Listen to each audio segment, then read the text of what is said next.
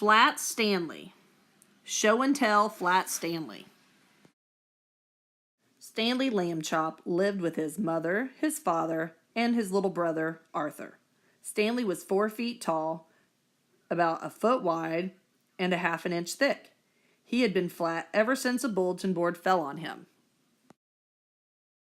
Stanley's family was used to him being flat.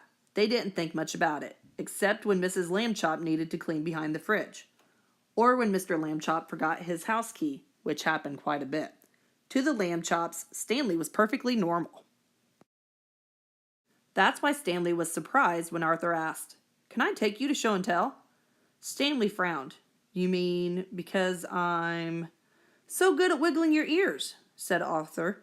"Miss Plum really wants to see it." "Oh," said Stanley. "Sure, if Miss Plum said so." Stanley felt his face turning pink. It always turned pink when Miss Plum's name came up. Miss Plum was the prettiest teacher in the whole school. "Thanks, Stanley," said Arthur. "No problem," said Stanley. "That's what brothers are for." Arthur smiled to himself. He knew the real reason Stanley was going to show and tell, but he didn't say a word. At school, Arthur's classmates took turns showing and telling. Sophie showed her mouse, Squeakers. "He just loves cheese," she said. Manny held up his grandpa's false teeth. "My grandpa loves cheese too." Arthur introduced Stanley, who wiggled his ears like crazy. "My goodness," said Miss Plum. "Today I have something for show and tell too," Miss Plum added shyly. She held out her left hand. A big ring sparkled on her finger. "I'm getting married," said Miss Plum. Stanley felt his heart sink. "Miss Plum? Married?" The other kids jumped up and crowded around to look at Miss Plum's ring. "Let me see," said Sophie. She bumped into Manny. Squeaker slipped out of her hands. "Ouch," said Manny. "Watch it." He dropped his grandpa's teeth. The false teeth bounced twice, then clamped onto Squeaker's tail. "Week!" Squeaker squeaked. He took off running. "Oh dear!" cried Miss Plum. She reached out to grab Squeaker's, and her new ring flew off her finger. To Stanley, the ring seemed to move in slow motion. He watched it sail towards Squeaker's and fall straight down over the mouse's head, where it landed like a sparkly color around his neck. Poor Squeaker squeaked again and ran even faster. He zipped across the classroom, scampered up a bookcase, and vanished through a crack in the ceiling tile. "My mouse!" cried Sophie. "My grandpa's teeth!" cried Manny. "My ring!" cried Miss Plum. Stanley stood up. "I'll save you, Miss Plum.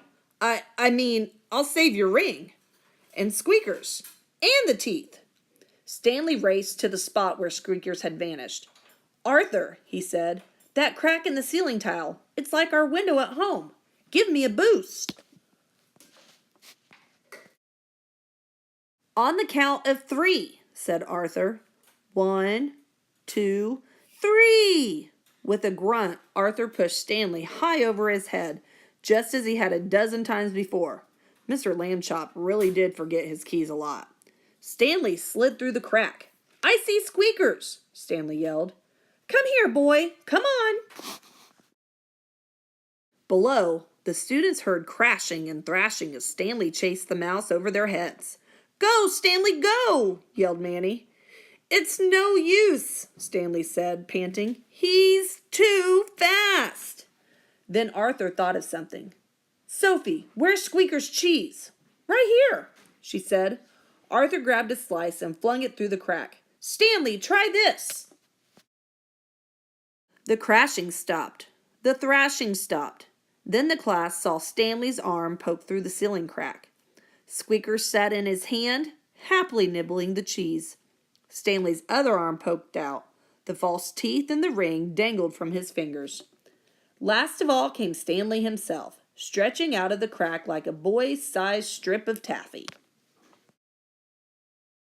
"Oh, Stanley," said Miss Plum, once he was safely on the ground, "you're my hero." She gave Stanley a big hug.